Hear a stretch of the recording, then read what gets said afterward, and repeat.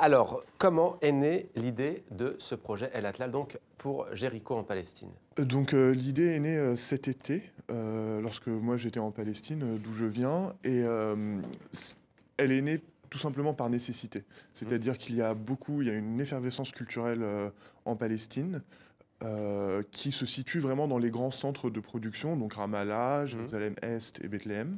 Et il y a des villes comme Jéricho, qui sont des villes absolument magnifiques, Mhm. qui sont en périphérie, qui sont un peu laissées à l'abandon culturellement.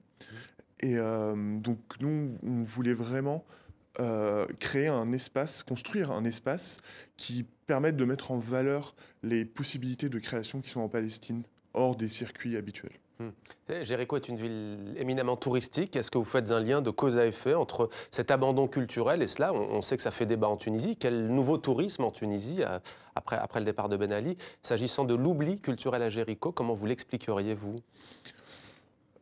Effectivement, comme vous avez dit, c'est d'abord parce que c'est une ville touristique, Ouais, c'est-à-dire qu'on a des bus de touristes qui débarquent à Jéricho, qui ouais, vont voir donc le mont de la Tentation, qui ouais. regardent deux, trois trucs en ville, et puis qui repartent en direction de la mer Morte. Alors que Jéricho a beaucoup de choses à offrir. C'est la plus vieille ville du monde, c'est la ville qui est le plus en dessous du niveau de la mer du monde. En fait, elle cumule beaucoup de superlatifs comme Ouais. ça. Et on a tendance à juste ne pas regarder Jéricho parce qu'elle ne ressemble en rien à toutes les autres villes palestiniennes et en rien à ce qu'on s'attend à voir en Mhm. Palestine. Et pourquoi mettre en lien donc justement des artistes palestiniens, des artistes venus du monde entier? L'idée, quelle est-elle? L'idée est que on peut créer en Palestine sans avoir un rapport avec la Palestine.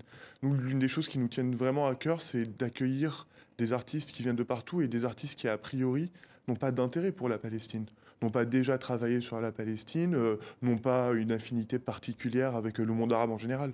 On veut vraiment que ce soit ouvert à tout le monde et que une personne, un artiste qui crée dans une ville qui ne parle pas arabe et qui n'a jamais entendu parler de Jéricho, puisse venir et découvrir tout ça Mhm. en vertu de l'existence d'El Attal.